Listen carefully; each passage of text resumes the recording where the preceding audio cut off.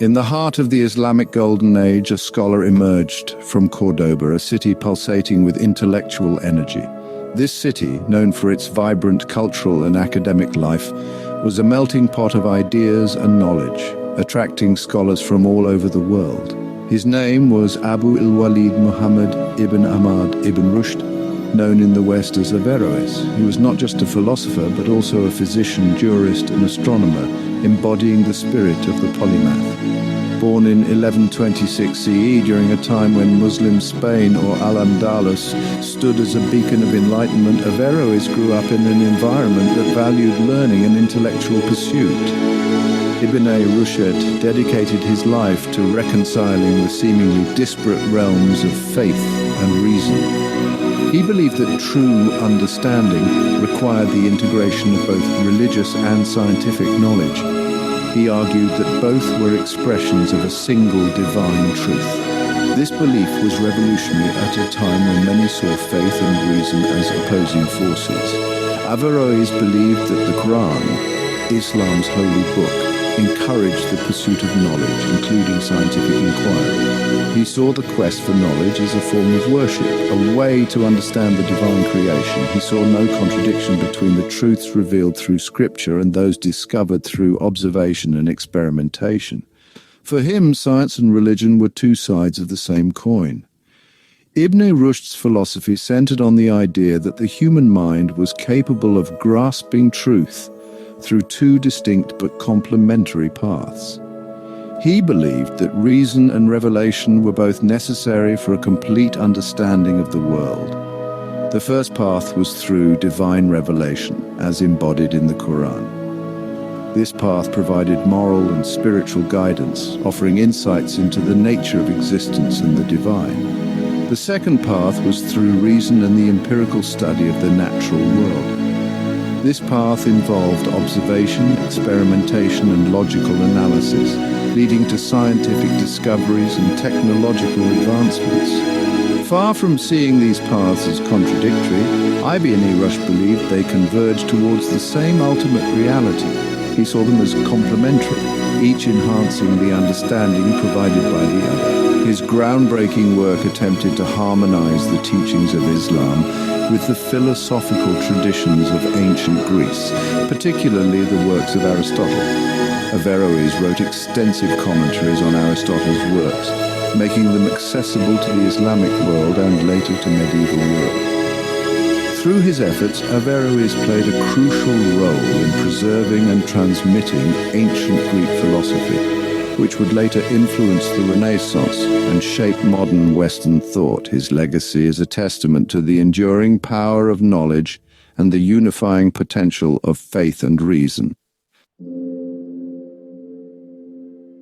To understand Ibn Rushd's profound impact, we must delve into the unique historical context of Al-Andalus, a region that stood as a beacon of knowledge and cultural synthesis during the medieval period. Flourishing under Muslim rule for centuries, Al-Andalus was a melting pot of cultures, religions, and ideas.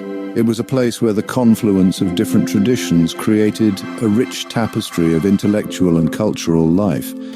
It was a society where Muslims, Jews, and Christians lived together in relative harmony, fostering an environment of unparalleled intellectual exchange. This coexistence allowed for a unique blend of perspectives and knowledge, contributing to a golden age of learning and discovery.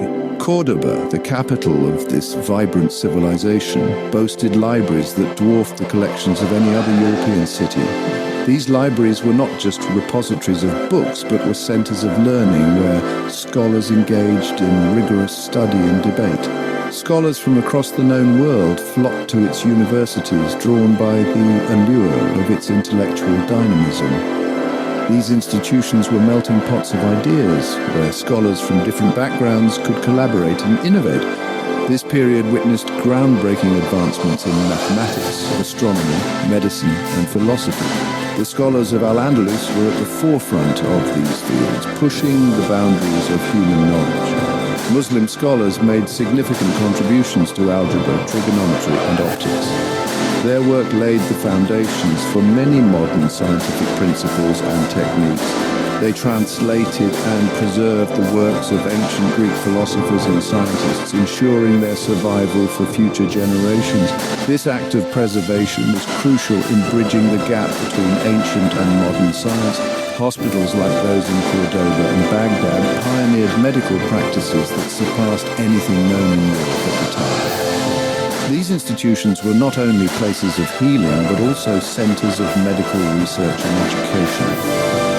This era of scientific and cultural flourishing, however, faced a growing tension. The very dynamism that made Al-Andalus a beacon of knowledge also sowed the seeds of conflict. Certain religious factions within Al-Andalus began to view the burgeoning rationalist thought as a threat to traditional religious beliefs. This tension between reason and faith would eventually shape the intellectual landscape of the region. It was against this backdrop of intellectual vibrancy and simmering tension that Ibn Rushd emerged as a towering figure. He argued vehemently against the notion that there could be any inherent conflict between genuine religious teachings and sound philosophical reasoning. He asserted that the Quran itself encouraged the study of the natural world, viewing it as a manifestation of God's creation. For Ibn Rushd, understanding the natural world was akin to understanding God's handiwork. His most influential work, The Incoherence of the Incoherent, was a direct response to the theologian Al-Ghazali, who had criticized the rationalist philosophers. Ibn Rushd meticulously refuted Al-Ghazali's arguments, defending the role of reason and logic in understanding the divine. He maintained that both revelation and reason were gifts from God, intended to guide humanity towards truth. His philosophy provided a framework for reconciling scientific inquiry with religious faith, allowing both to flourish without contradiction. Section 4: Harmony in the face of potential conflict, science and religion in Al-Andalus. Contrary to the popular narrative of an inherent conflict between science and religion, the reality in Al-Andalus was far more nuanced and complex. This region, known for its rich cultural and intellectual heritage, fostered an environment where both domains could coexist and even complement each other. While tensions existed, they rarely escalated into open conflict. Instead, there was a mutual respect and understanding that allowed for a productive exchange of ideas. The pursuit of knowledge, whether religious or scientific, was seen as a form of worship, a way of getting closer to God. This perspective encouraged scholars to delve deeply into both fields, seeing their work as a unified quest for truth. Many scholars of the time were polymaths, well-versed in both religious and scientific disciplines. They seamlessly integrated their understanding of the natural world with their spiritual beliefs, creating a holistic approach to knowledge. They saw no contradiction in being devout Muslims while also making groundbreaking discoveries in astronomy, mathematics, or medicine. Their faith and their scientific inquiries were two sides of the same coin, each enriching the other. The relative harmony between science and religion in Al-Andalus was partly due to the prevailing intellectual climate of tolerance and inquiry. This environment was nurtured by the rulers and the society at large, who valued knowledge and wisdom. However, it was also a result of the pragmatic approach adopted by both religious and scientific communities.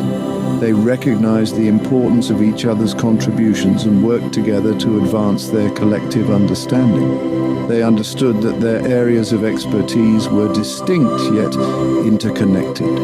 This interdependence allowed for a dynamic and fruitful collaboration, where religious insights could inform scientific exploration and vice versa.